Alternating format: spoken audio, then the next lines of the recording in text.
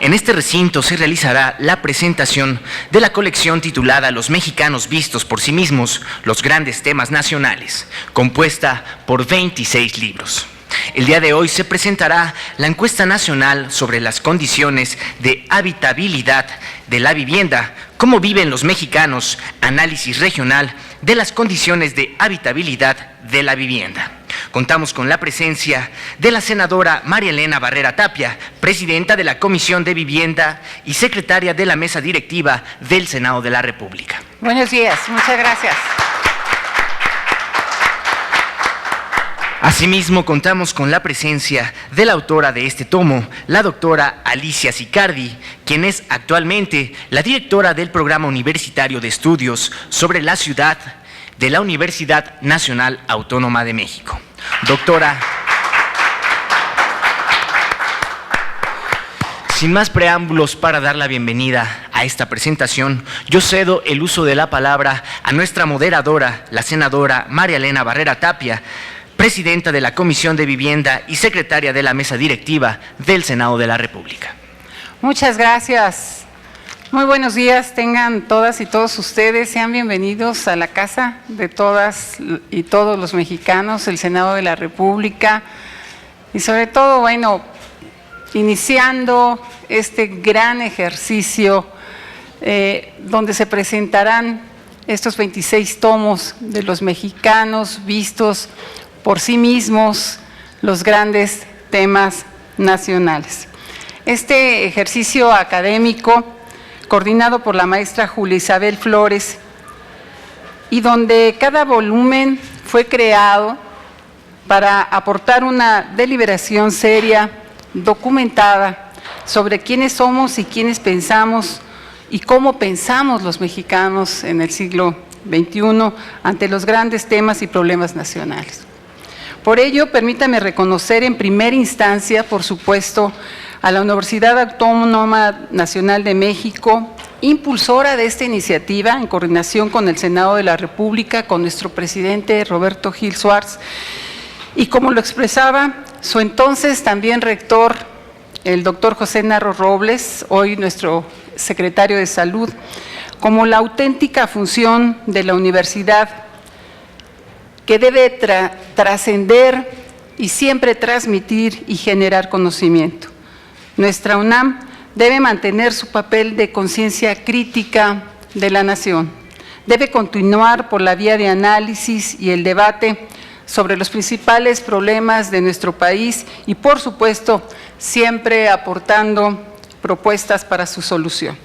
Desde el Senado de la República, nuestro reconocimiento por su dedicación, por el esfuerzo a los 93 investigadores y a los 48 jóvenes asistentes que han participado en este extraordinario proyecto, así como al Instituto de Investigadores de Ciencias Jurídicas, que a través de su área de investigación aplicada y opinión se encargó de coordinar y materializar esta admirable investigación. A toda la comunidad universitaria aquí reunida, siéntanse orgullosos de esta colección, pues una expresión del compromiso de la Universidad Nacional con nuestra sociedad, con la búsqueda del conocimiento y del saber. Cada uno de los volúmenes nos ofrece una oportunidad sin precedentes para conocernos y proyectar un mejor futuro para todos. Por mi raza hablará el espíritu.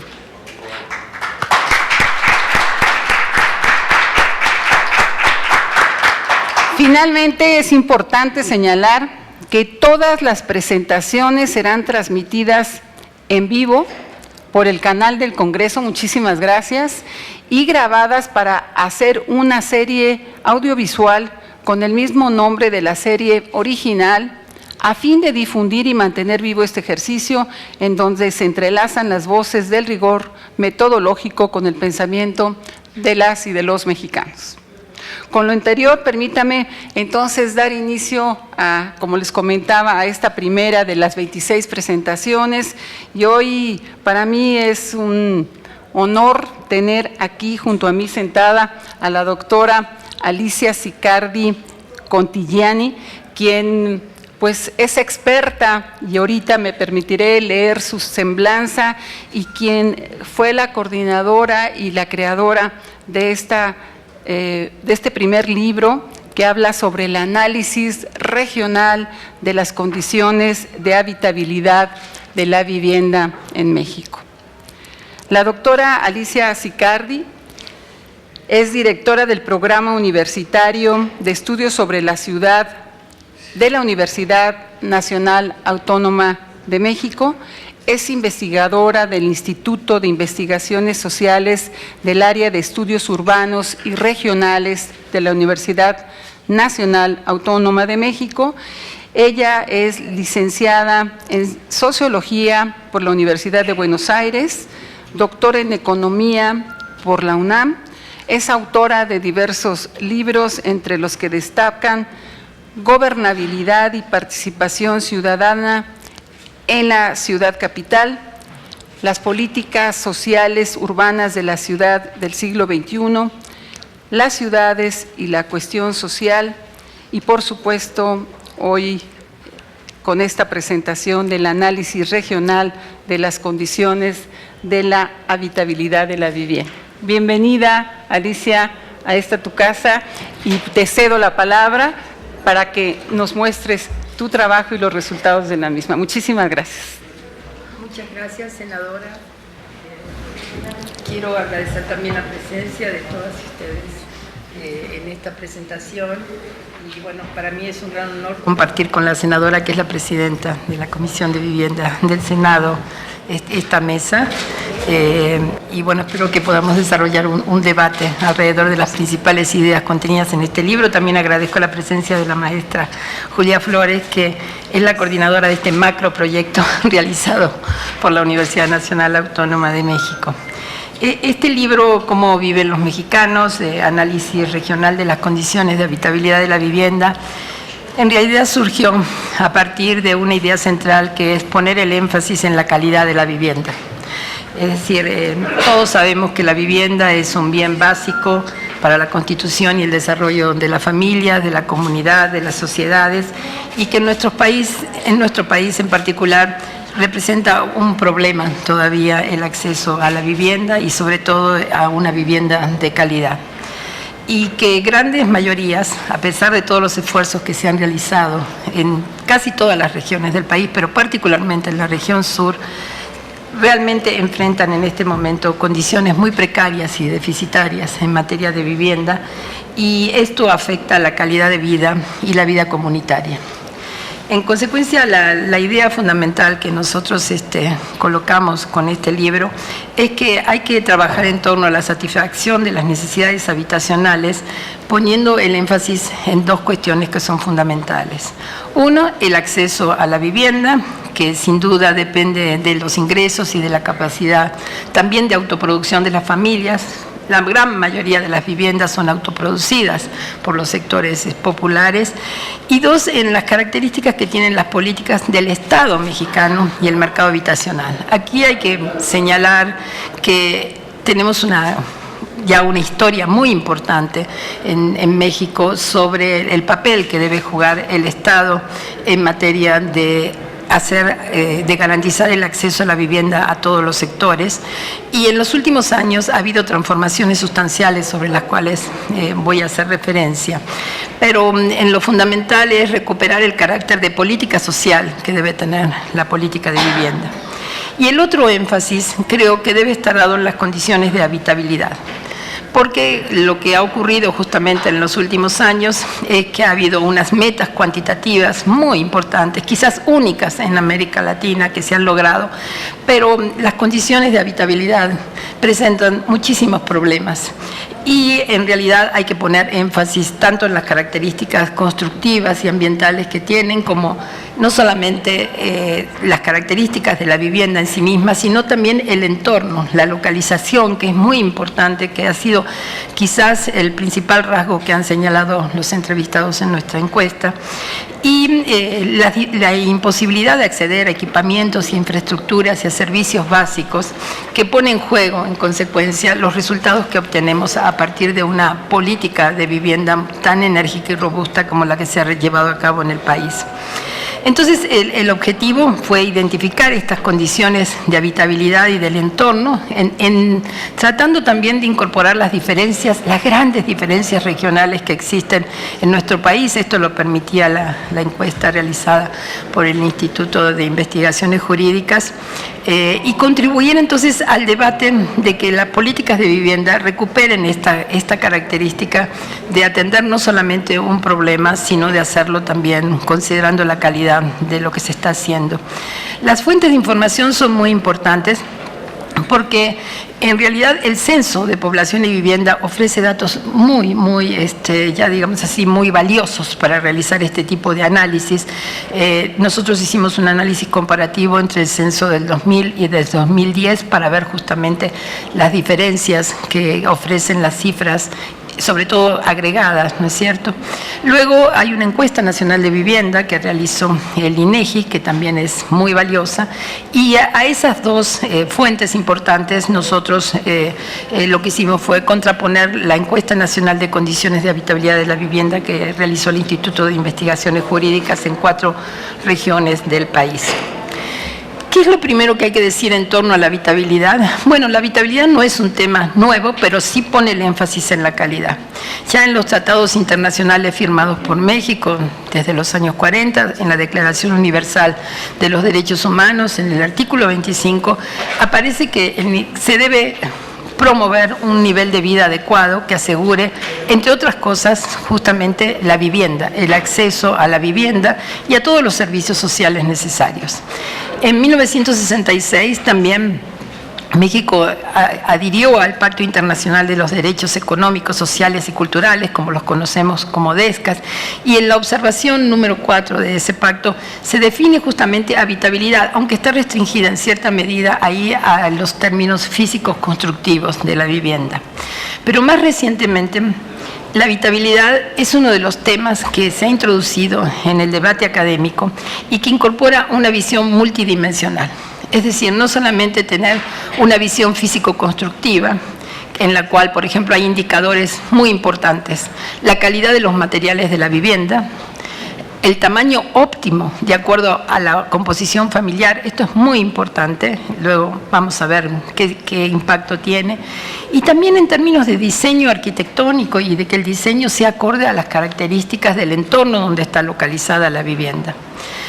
También se introduce toda una visión medioambiental. Hoy en día los problemas urbanos, regionales, territoriales, introducen toda una dimensión ambiental que es muy importante, y hay que justamente ver el vínculo que existe entre la habitabilidad y la sustentabilidad de las ciudades. Este es un tema prioritario en nuestro país y debemos poner el mayor de los énfasis en nuestro análisis. Y en síntesis lo que nosotros hicimos es incorporar también, desde una perspectiva más sistémica, las percepciones que tienen las familias, las personas, los habitantes sobre su vivienda, sobre su barrio, sobre la comunidad a la cual pertenecen. Y en este sentido hay algunos temas que son muy importantes, como el tema del arraigo o la integración de la comunidad, de grupos, de redes que se generen alrededor de macros conjuntos habitacionales, por ejemplo, que es uno de los problemas más serios que tenemos en este momento. Y también sobre las características que tenga una determinada producción de vivienda que se da en una sociedad históricamente dada. Es decir, la comparación, la desigualdad, el confrontar permanentemente las condiciones particulares que tiene una familia con el entorno en el que está, es un dato muy importante. También desde la perspectiva de la habitabilidad, nosotros creemos que son muy importantes las modificaciones que se hicieron a la Ley de Vivienda en el 2015, justamente porque incorporaron indicadores que tienen que ver con la habitabilidad. Cuando se habla de vivienda digna y decorosa, quiere decir que se ha percibido de que había un déficit en torno a la calidad de la vivienda. Y por supuesto también esto repercutió en los códigos de edificación de las viviendas. Desde la perspectiva social, todo el tema que tiene que ver con la seguridad, por ejemplo, es muy importante, es una de las principales demandas que surgen de nuestras investigaciones, el tema de la privacidad, del entorno, de la protección, que son todas, digamos así, como características que expresa la ciudadanía respecto a la oferta de vivienda que hay. Y por supuesto, un tema que es fundamental: la vivienda es un derecho. La vivienda es un derecho reconocido en la Constitución de la República, es un derecho complejo del cual depende el desarrollo y concreción de otros derechos. Por ejemplo, el derecho a la salud, en gran medida está vinculadísimo al problema de las condiciones que ofrece la vivienda y su entorno. Pero las políticas sociales en México hoy se sustentan en el reconocimiento de los derechos, y no solamente del derecho a la vivienda, sino también del derecho a la ciudad.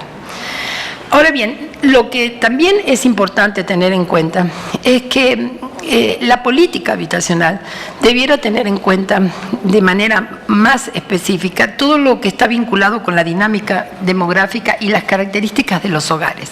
Esta sociedad se ha transformado profunda y rápidamente. Y en este sentido, la producción masiva de vivienda no percibe estas distinciones, estas características que tienen hoy las familias mexicanas. Por un lado, tenemos un aumento de las necesidades de vivienda porque hay un proceso de urbanización sumamente acelerado. Es decir, tenemos un proceso de urbanización en México, incluso de metropolización. Es decir, cada vez más mexicanos viven en ciudades, viven en metrópolis y por lo tanto hay una demanda de vivienda muy importante. Pero también tenemos una transición demográfica, es decir, tenemos una edad, una población en edad productiva y en condiciones de formar familias, de independizarse, que exigen nuevas viviendas. Por otro lado, lo que tenemos es una modificación en las estructuras de los hogares. Si bien se tienen menos hijos, de todas maneras tenemos una tendencia también que hay que prever qué significa el envejecimiento que existe en las familias mexicanas y la creación en consecuencia de hogares unipersonales o bipersonales que lleva a que la vivienda no responda a esas necesidades y a esas transformaciones de la familia. Y hay factores de tipo cultural. Por ejemplo, el debilitamiento de la sociedad patriarcal, el empoderamiento de las mujeres, el reconocimiento, y en esto recientemente hay una política que trata de atender esta cuestión, que es la creación de un cuarto más para las jóvenes, justamente para protegerlas, ¿no?, de los problemas de violencia intrafamiliar que existe, que yo creo que es muy aceptada, y también el reconocimiento de personas con capacidades diferentes, que en el país es un dato muy importante. Por supuesto que el tamaño de los hogares es un dato real, se ha disminuido, es alrededor de 4 personas, pero de todas maneras vamos a ver ahorita que el tamaño de nuestras viviendas sigue siendo muy pequeño para las características de los hogares mexicanos. Y también tenemos limitaciones para el acceso a la vivienda, es decir, sobre todo el bajo ingreso de los trabajadores y la precarización del empleo. Es decir, para que un sistema de seguridad social realmente funcione correctamente, necesitamos estabilidad y buenos salarios. Y la precarización en el empleo no permite, en consecuencia, que muchos de los trabajadores y trabajadoras puedan acceder a una vivienda adecuada. También el aumento de la pobreza, que es un dato muy significativo y relevante. En este sentido, Coneval, por ejemplo, en este momento con sus investigaciones, permite claramente identificar que en términos del peso que tiene la vivienda en la definición de las condiciones de pobreza, el indicador más importante es el hacinamiento. Es decir, no solamente es el problema del acceso a una vivienda, sino también las condiciones de hacinamiento. Quiere decir que el número de personas que vive en una vivienda por cuarto es demasiado alto. Y en términos de servicios, también tenemos un dato de Coneval apabullante, que tenemos 25 millones de personas que carecen de servicios básicos en el interior de la vivienda. Y uno de los datos más importantes es, porque atañe a la salud, ¿no es cierto?, es cuando usan leña o carbón para cocinar, que es un dato todavía muy relevante. Ahora bien, ¿cómo se ha enfrentado esto? Bueno, yo creo que hay 3 formas de producción de la vivienda. En el libro nosotros describimos en detalle realmente cuáles son los actores involucrados, cuál es el peso que tiene cada una de estas formas de producción de la vivienda, pero a grandes rasgos tenemos 3. La producción mercantil, desarrollada por el sector privado con fines de lucro; una producción social de vivienda, que es la forma como los sectores populares resuelven las necesidades habitacionales y hacen efectivo el derecho a la vivienda. Aquí creo que hay un matiz también que hay que agregar, que es la vivienda social asistida, Hoy la producción social de vivienda está siendo apoyada por los organismos de vivienda. Esto es una conquista lograda por las organizaciones sociales que insistieron muchísimo de que no se podía producir solo vivienda terminada, sino que la producción social de vivienda es muy importante y que hay una obligación de los organismos de apoyarla. Y todo lo que financian los principales organismos del sector público, que sabemos que es un entramado institucional muy importante en el cual Infonavit y Fobiste son los dos principales organismos para los sectores asalariados, pero, y aquí también señalo un foco rojo que tenemos en el país, yo creo que el FONAPO debiera ser un organismo que debiera fortalecerse, porque justamente el FONAPO fue creado en la década de los 80, tuvo una importancia increíble en décadas anteriores para justamente acompañar el proceso de producción de vivienda y hoy no tiene la capacidad institucional que se requeriría para atender a la gran mayoría de no asalariados que tenemos en el país. ¿Qué es lo que ha ocurrido con la política de vivienda? Bueno, yo creo que es muy compleja, pero sí a partir del gobierno de Vicente Fox ha habido una reestructuración de la política de vivienda, privilegiando la producción masiva de vivienda. En realidad, creo que se ha visto a la vivienda como un factor de desarrollo, como un factor dinamizador de la economía nacional, pero creo que se ha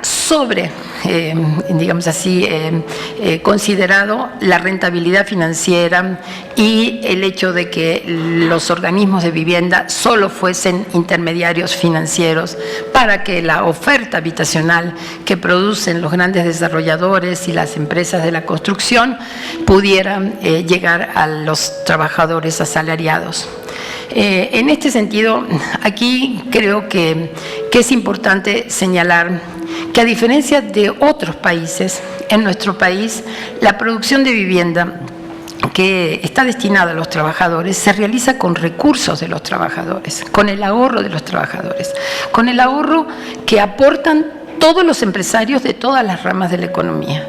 En consecuencia, yo creo que no solamente puede haber un diseño basado en, digamos así, la factibilidad financiera de un modelo, sino que hay que rendir cuentas a los demás empresarios de todas las ramas que de alguna manera están haciendo una aportación del 5% sobre el salario de sus trabajadores y que lo que encuentran es que muchas veces la vivienda que se les otorga no corresponde a las necesidades y el indicador más fuerte que tenemos es el altísimo número de viviendas deshabitadas. Entonces, ha habido toda una reestructuración con la creación de la CONAFOBI primero y la Sociedad Hipotecaria Federal y se da el gran salto masivo de construir 4.600.000 acciones de viviendas en un sexenio, que es el sexenio de Fox, pero sin embargo no existe esta perspectiva de calidad de la vivienda y de control de los recursos de los trabajadores.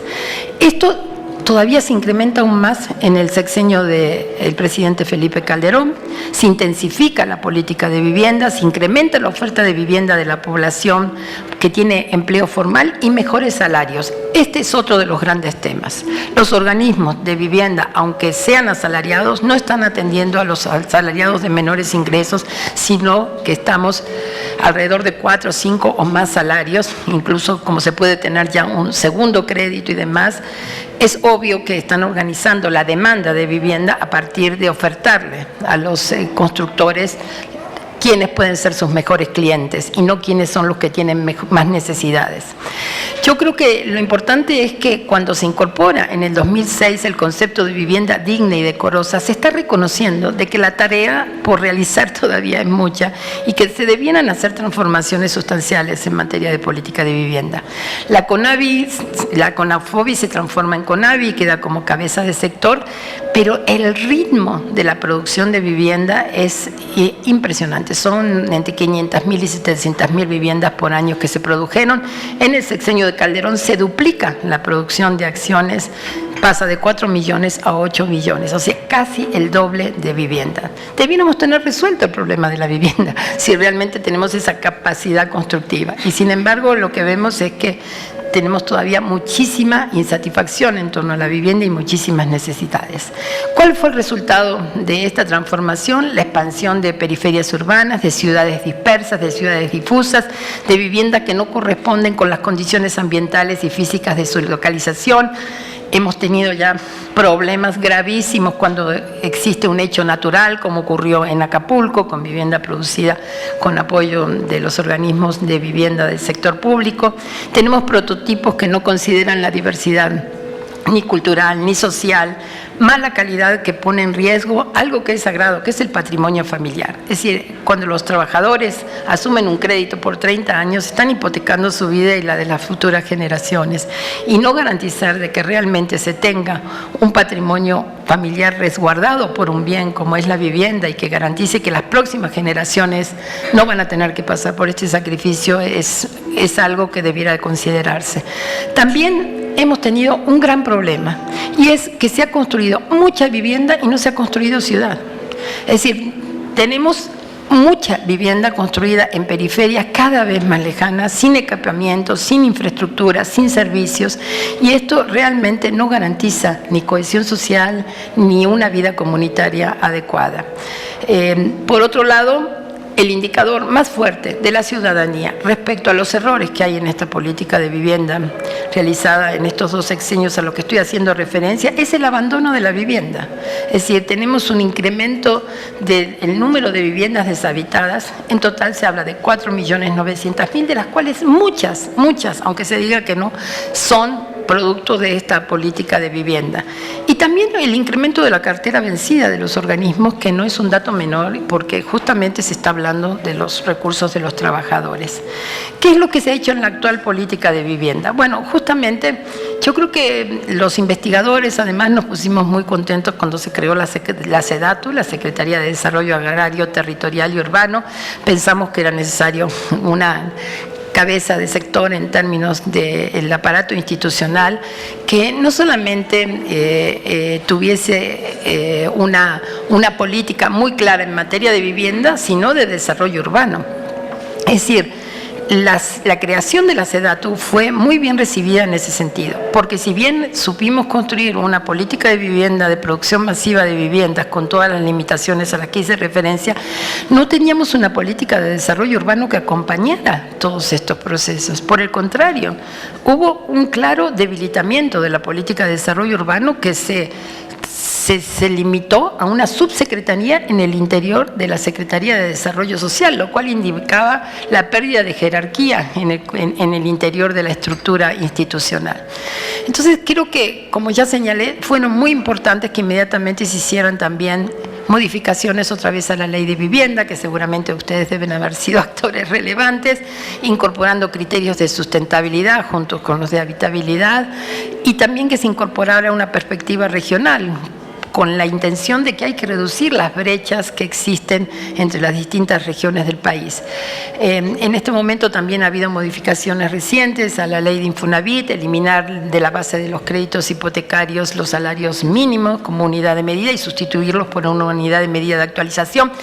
Quiero decir que todo esto es muy complejo y que habría que hacer realmente habría que hacer una cartilla para que los trabajadores entendieran de qué se trata esto, porque esto modifica su deuda, sus intereses, la forma en cómo van a tener que pagar, pero cuando uno lee las modificaciones a la ley, realmente acceder a esto, yo creo que es muy importante que hiciéramos un esfuerzo de acercarnos para que los trabajadores entendieran en qué medida se van a beneficiar con estas decisiones, ¿no?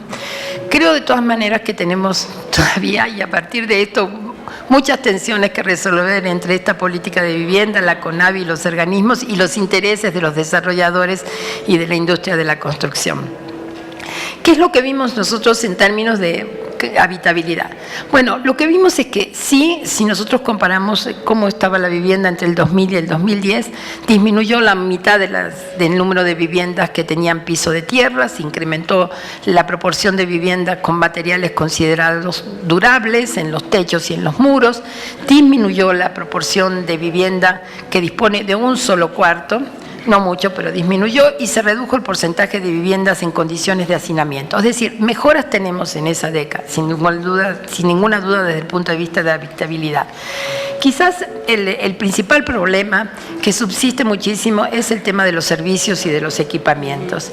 Es decir, tenemos un mayor porcentaje de viviendas que cuentan en su interior con agua entubada, pero la frecuencia, por ejemplo, se reduce. O sea, solo el 3/4 partes a nivel nacional dispone diariamente de este recurso, 6 puntos porcentuales menos incluso que en el año 2000.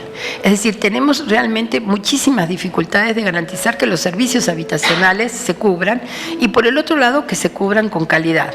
También en el caso del agua, el problema que tenemos es que no todos los días reciben aguas, y este es uno de los temas que más se señaló, por ejemplo, en la zona metropolitana del Valle de México, ¿no? Lo que sí es muy claro es la cobertura del sistema de energía eléctrica que alcanza en el país a casi la totalidad de la vivienda, así que esto es la mejor noticia que podemos tener, ¿no?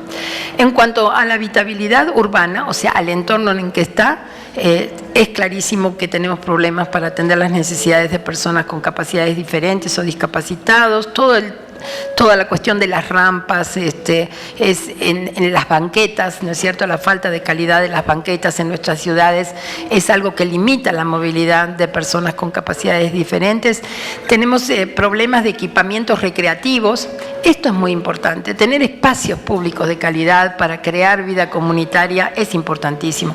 No solamente hay que producirlos, sino que hay que garantizar que en los mismos haya actividades y servicios que realmente garanticen que en esos espacios se realizan actividades que enriquecen la vida social y cultural.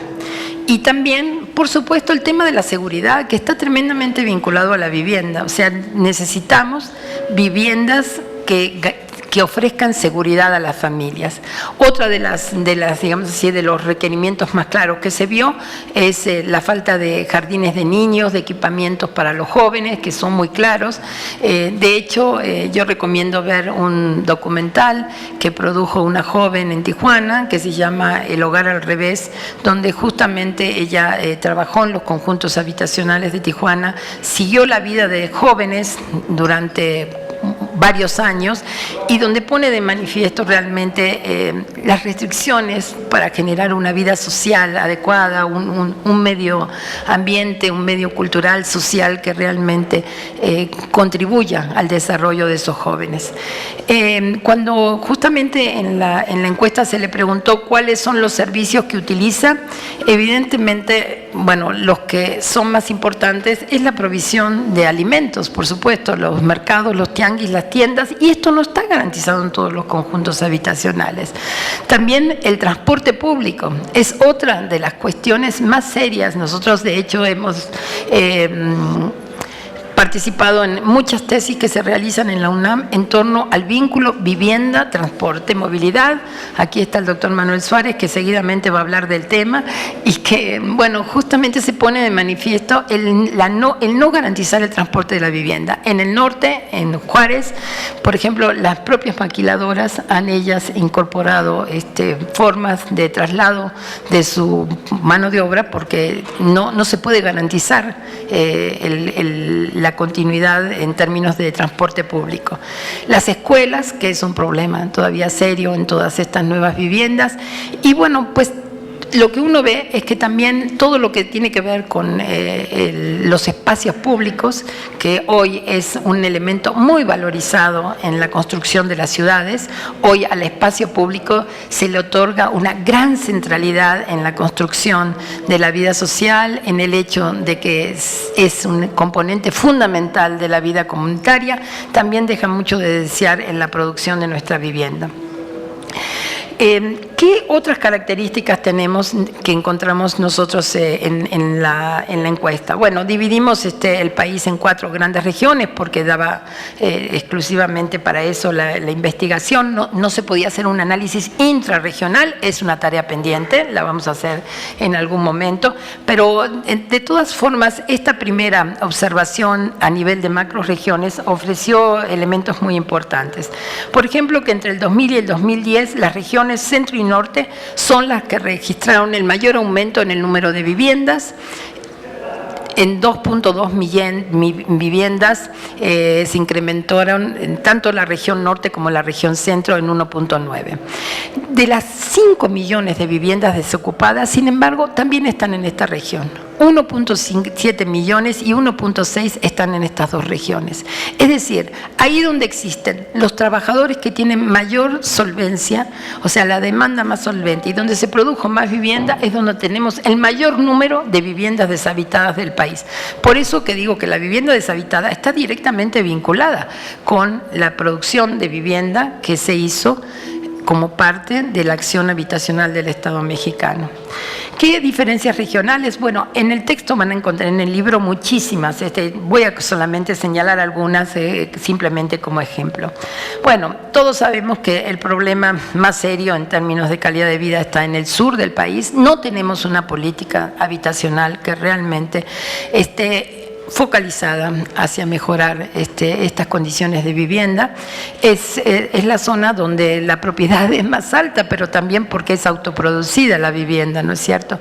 Mientras que en el norte y en el centro solo son las 3/4 partes, el 80% es en el sur del país. También un dato interesante, y también hay que poner énfasis en esto, es que en la zona metropolitana del Valle de México es donde existe la mayor proporción de vivienda alquilada o en renta. El tema de la vivienda en renta es un tema muy difícil de enfrentar en el caso del mercado habitacional en México, porque la vivienda es vista por la familia como es vista y es obtenida justamente como una manera de resguardar el patrimonio familiar, y la renta no garantiza eso. En consecuencia, el mercado en renta no es visto sobre todo por los sectores de menores ingresos. No se podrá cortar el sonido porque es muy difícil, ¿no? No, desafortunadamente es parte de... Están llamando a la sesión. Ah, es parte de... Sí, una disculpa. Bueno, pues quedará de fondo la llamada de los senadores. Bueno, otra cuestión importante es que la forma de adquirir la vivienda en el norte y en el centro del país es obviamente a través de la compra. Y en el norte prácticamente la autoproducción es muchísimo menor que en las demás regiones del país, y lo que vemos en el sur, por ejemplo, es que al revés, es la autoproducción o el encargo de vivienda, que es la producción, no la autoconstrucción. En consecuencia, bueno, ahí tenemos diferencias que debieran ser consideradas en el diseño de una política de vivienda, porque de alguna manera hay que capitalizar la experiencia que tienen los sectores populares en cómo ellos mismos solucionaron el problema de las viviendas. En la región sur se concentra la mayor proporción de viviendas de un solo cuarto y los mayores niveles de hacinamiento. Es decir, esto está documentado cuantitativamente con indicadores muy claros. Y en esta región, la tercera parte de los techos son aún de láminas de asbesto y metálica, y 1 de cada 10 viviendas tiene piso de tierra. Es decir, esto nos habla realmente, son datos muy duros respecto a cuáles son las condiciones de vivienda en la región.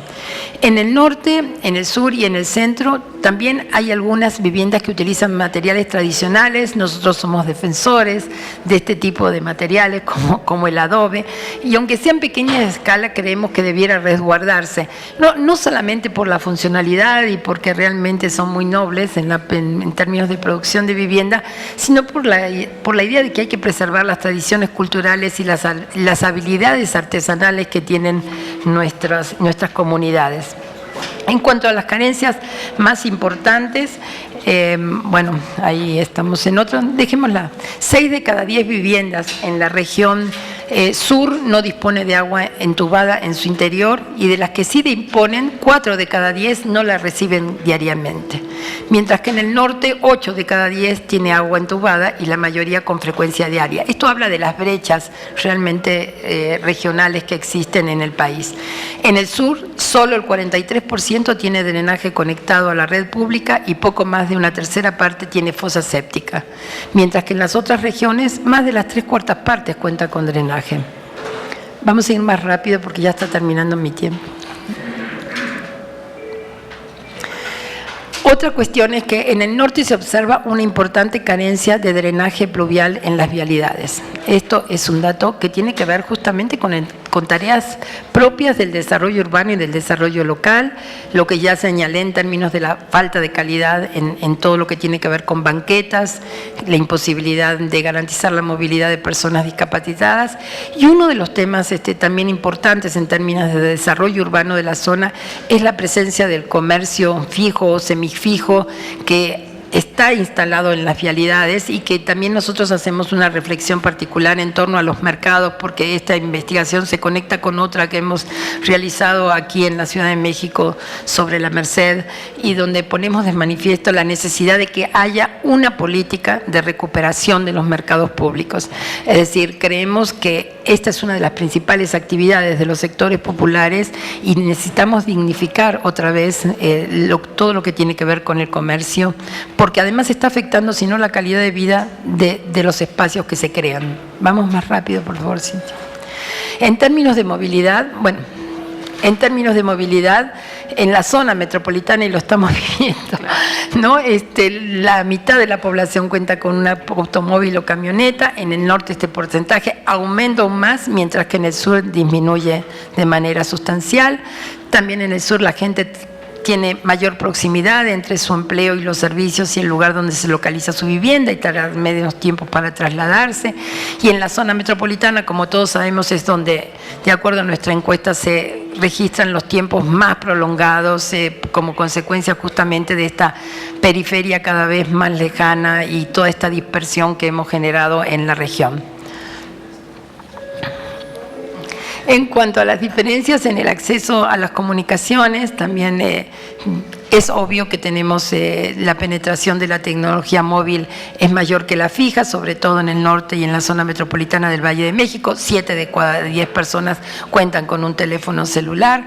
En la región sur, en cambio, solo 2 de cada 10 cuentan con una computadora, y el problema que tenemos es la falta de conexión a Internet, que sigue siendo muy baja. Todo esto lo ponemos como datos porque realmente están afectando la calidad de vida y las posibilidades realmente de mejorar, ¿no es cierto?, las condiciones generales.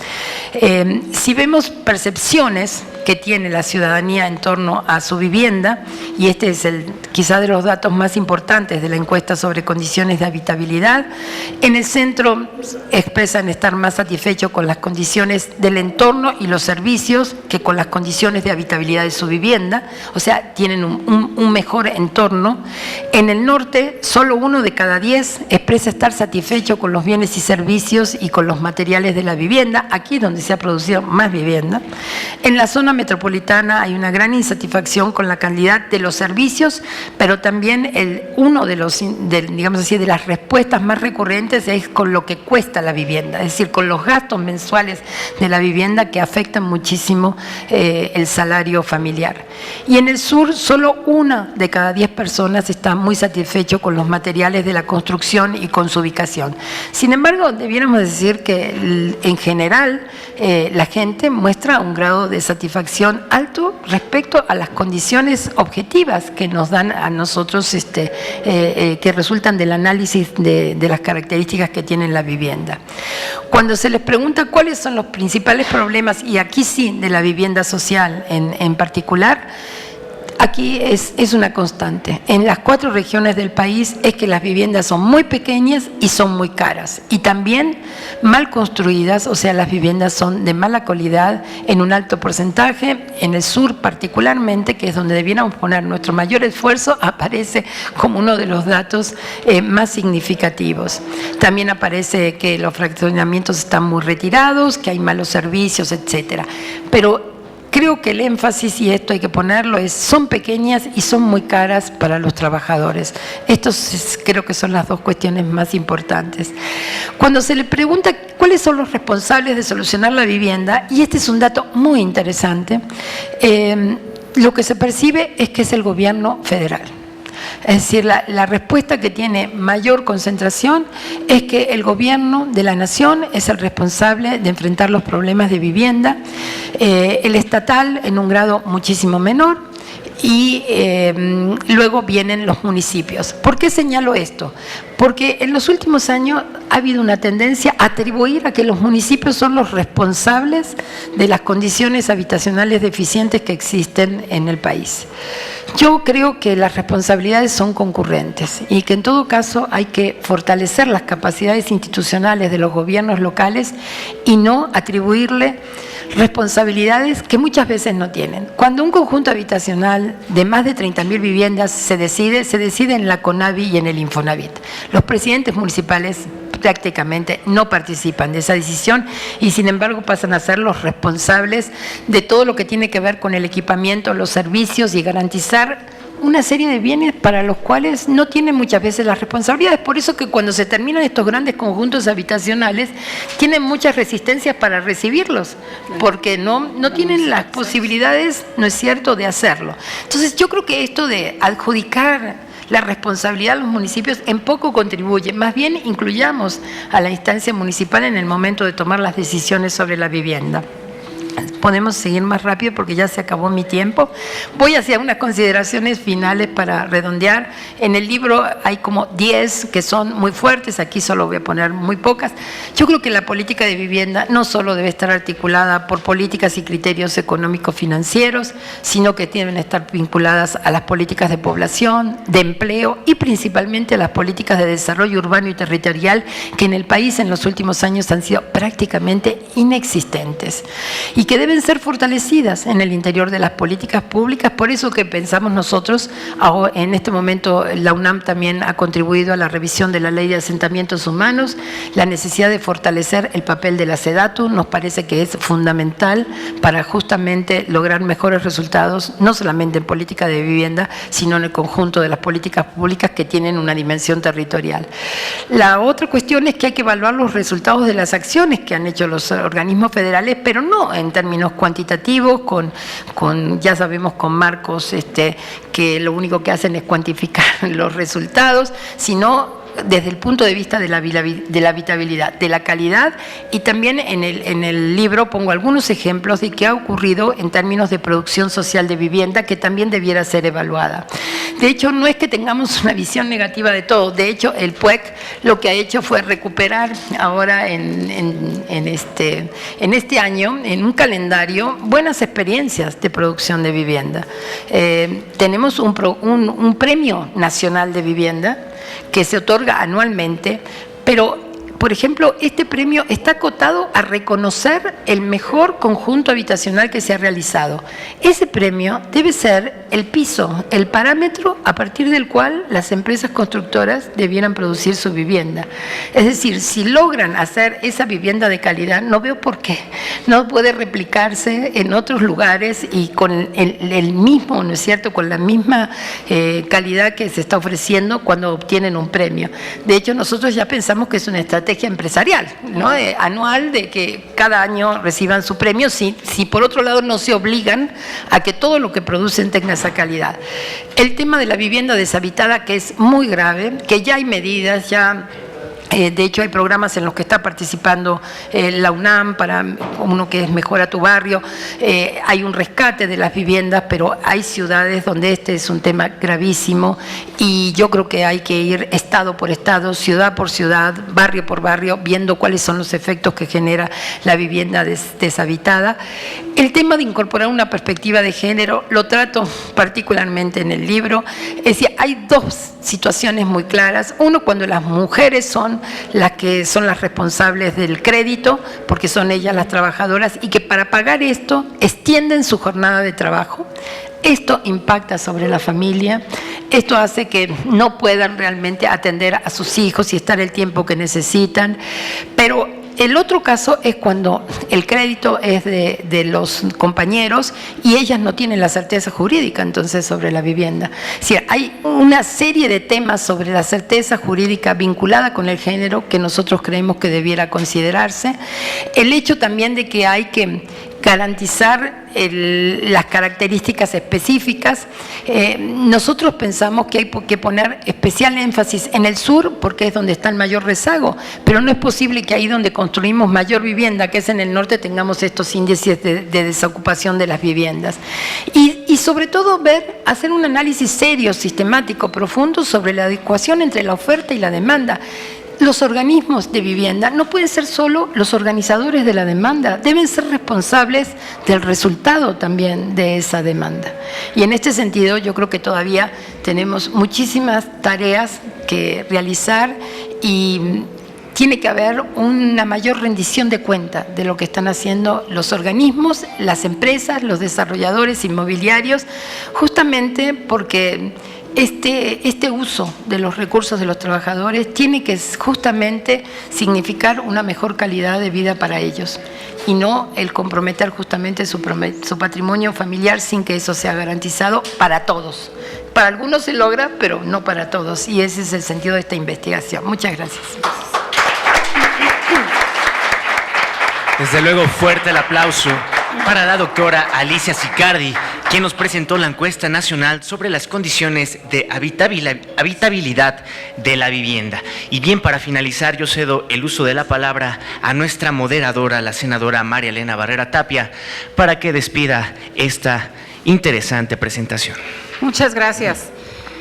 Pues yo quisiera compartir con ustedes y sobre todo aprovechar, Alicia, y la investigación que se realizó. Y a ver, yo quisiera hacer un planteamiento. Primero, el que, si bien es cierto, la vivienda y la historia y además los antecedentes que nos muestras, efectivamente hubo una gran aceleración de producción de vivienda, principalmente pensando en su accesibilidad financiera y enfocada a quienes tenían una seguridad social. Esto generó, pues sí, un gran motor económico de desarrollo. Sin embargo, tenemos hoy el tema de ciudades con una gran explosión, expansión en territorio, difícil de llevar servicios, vivienda abandonada, que también es real. Pero me parece que hoy ha cambiado también ya la perspectiva y es el momento de visualizarlo y poner y subrayar que también la vivienda hoy, con este enfoque sobre todo de habitabilidad o derecho a la ciudad, es también la solución. Hoy los habitantes, las personas, quienes vivimos en estas casas, en nuestras viviendas, es más que una vivienda, esto es nuestro hogar. Queremos, en conclusión, queremos viviendas de calidad, que sean accesibles, que tengamos que tengamos los servicios adecuados, los servicios públicos, que tengamos también espacios de recreación para nuestros jóvenes, escuelas e inclusive también vialidades adecuadas, transporte y, por qué no decirlo, unidades de atención médica.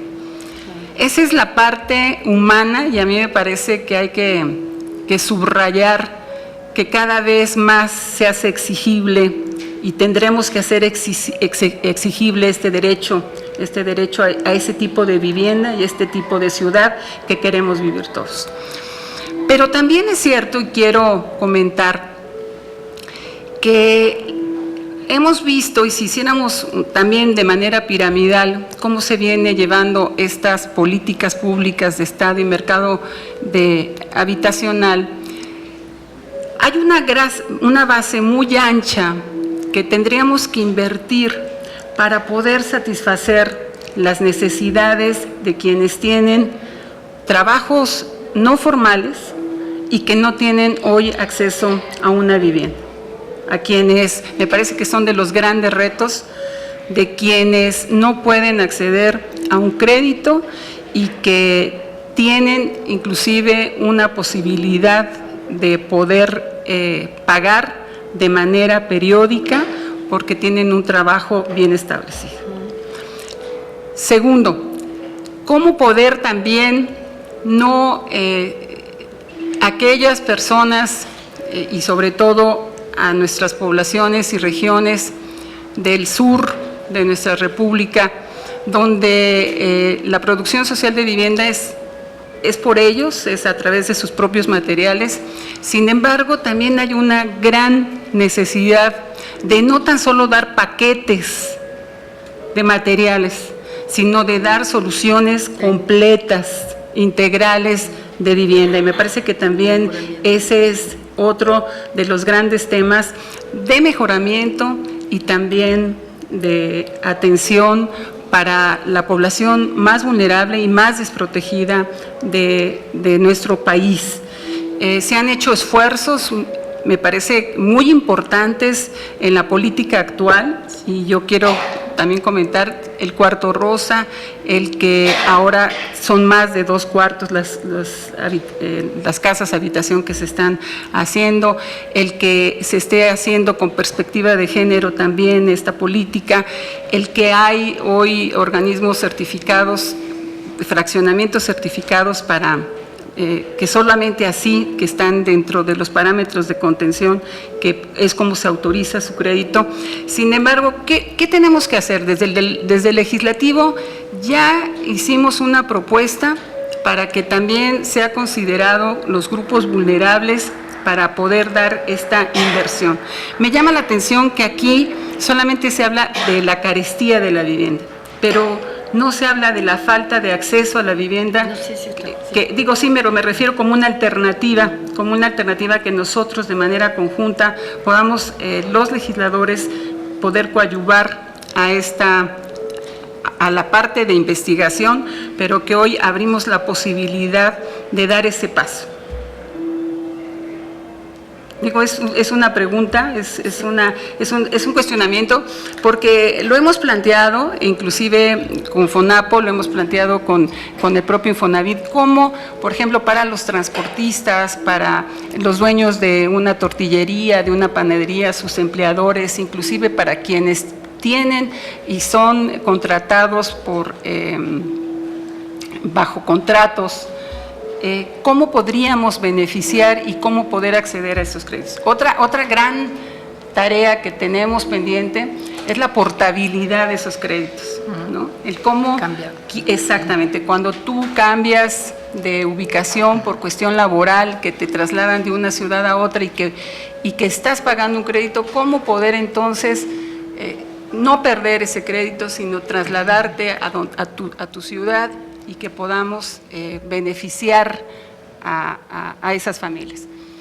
Y la otra que también estamos trabajando de manera conjunta es para los jóvenes. Cada vez más nuestros jóvenes se tienen que desplazar por cuestión de estudios, por cuestión de casi siempre a ciudades, a su ciudad capital. Y cómo pudiéramos favorecer también para que ese recurso no se perdiera y que pudiéramos también generar alternativas diferentes de soluciones de vivienda para ellos. Y por último, quiero comentar que me llama la atención que si hoy estamos viviendo en mucho y en cuanto en condominio, la dificultad de vivir también y la reglamentación que requerimos para vivir como tal. O sea, para respetarnos unos a otros y cultural, para poder vivir en ello. Entonces, es muy enriquecedor el trabajo que se viene haciendo. Yo quiero felicitar, por supuesto, este trabajo conjunto a la maestra Julia Isabel Flores, que está aquí con nosotros. Julia, por favor, yo no sé por qué no estuviste de este lado, por favor. Claro, si fueras tan amable de pasarte. Sí, mira, por favor, si fueras tan amable. Y ya para cerrar la participación, pero me parece que este es el sentir y la voz que tendremos que concluir los legisladores. Bienvenida. Muchas gracias. Y que tendríamos que concluir los legisladores de manera conjunta con ustedes. Hay una ley de asentamientos humanos que se está trabajando, que será la próxima a consideración. por supuesto que tendrá integrado ya el derecho a la ciudad, tendrá integrado la metropolización, vendrán muchos otros, participación ciudadano que es fundamental, la parte de evaluación que tú tocabas, que es otro tema donde tendremos que hablar en calidad de vida de las personas y, ¿por qué no decirlo, de felicidad también? Exacto. O sea, tendremos que estar y ser felices en los espacios donde desarrollamos nuestras actividades de todos los días. Yo no sé ustedes, pero su servidora, bueno, pasamos poco tiempo en nuestras casas y el tiempo que pasamos lo queremos vivir de manera plena, claro. Y lo queremos, y es nuestro oasis, es nuestro espacio. Y después de este planteamiento y de estos comentarios, me parece que hay todavía mucho que hacer de manera en conjunta. Estamos en un parteaguas, yo así lo veo. Yo lo veo más hacia un vaso medio lleno que a medio vacío. O sea, estamos hablando de que estamos poniendo al ser humano en el centro de las políticas públicas, y esto es lo que nos está haciendo también modificar, y creo que hay toda la sensibilidad, la decisión política para hacerlo. No sé, ¿algún comentario? Qué bueno. Bueno, creo que ha puesto el énfasis en temas que son fundamentales. De hecho, justamente en los últimos tiempos ha habido una diversificación de las líneas de vivienda que son apoyadas con Infonavit. Mejoramiento es una de ellas. Por ejemplo, en la Ciudad de México hay un programa de mejoramiento de viviendas y de barrios que yo creo que ha sido muy exitoso, porque acá tenemos un parque habitacional ya construido. Aquí hay que mejorar lo que tenemos. No hay posibilidades prácticamente de expansión masiva, pero en muchas ciudades se podría replicar. Creo que más allá de las diferencias ideológicas que haya, esos programas fueron diseñados por los universitarios conjuntamente con organizaciones sociales y civiles y con los técnicos que estaban al frente del Instituto de la Vivienda. Entonces tenemos ya experiencias en México, no solamente en la Ciudad de México, sino en otras ciudades que debieran ser recuperadas. Creo que todo lo que dices en términos de transformación de las familias, de funciones que cumplen los miembros en distintos momentos, debiera ser considerado, sobre todo un país que tiene una gran migración. Por ejemplo, toda la vivienda de los trabajadores que migran, es decir, necesitaríamos tener esos datos muy trabajados y saber qué opciones podemos crear. Sobre la cuestión de los no asalariados, yo insisto con FONAPA, porque además le tengo un particular cariño al fondo, porque se creó cuando éramos muy jóvenes y todos pusimos muchísimo esfuerzo para que eso existiera, y creo que ahí había una fórmula para los no asalariados. Creo que así como se realizó todo un esfuerzo de imaginación financiera para reestructurar los organismos estatales y federales de vivienda, debiera utilizarse también para reestructurar este fondo habitacional que es para los no asalariados, y estoy segura que aquí las universidades, la academia podría contribuir con muchísimas ideas y también con experiencia realizada, porque nosotros, por ejemplo, el Programa Universitario de Estudios sobre la Ciudad es un espacio de vinculación con la sociedad, o sea que bien podríamos hacer unos debates, alimentar ideas, contribuir a enfrentar esto, porque yo creo que tú pusiste, la verdad, que los temas más relevantes, que es transformar cualitativamente o sea, ya sabemos cómo se hace financieramente para cierto sector, pero ¿qué hacemos justamente para modificar esta vivienda? Y el tema de los jóvenes, que yo creo que es lo que tenemos que cuidar, es nuestro capital, es el futuro del país, y en consecuencia garantizar el acceso a una vivienda digna a las nuevas familias me parece que es fundamental. Yo te agradezco mucho los comentarios, espero que sigamos trabajando alrededor de estos temas, y nuestra intención es esa. Cómo podemos contribuir desde el conocimiento científico, desde el rigor de la investigación, a que haya mejores diseños, mejores políticas de vivienda y sobre todo para que la ciudadanía viva mejor. Esa es nuestra finalidad, no hay otra. Pues muchas gracias, Alicia, te agradecemos también tus comentarios. No sé, Julia, si quisieras hacer y cerrar la participación de la mesa. Gracias. Tenemos la invitada especial. No, mil gracias, pero nos acompaña el director del Instituto de Geografía de la UNAM, quien ahora tiene a su cargo otra exposición y luego nos va a tener que dejar. Preferiría mejor pasar a ir a la mesa. Adelante. Bien, señoras y señores, pues fuerte el aplauso para este honorable presidium, para la doctora Alicia Sicardi, nuestra moderadora, la senadora María Elena Barrera Tapia. Y para finalizar, solicitamos a nuestro honorable presidium sean tan amables de ponerse de pie para realizar la foto conmemorativa de esta presentación literaria.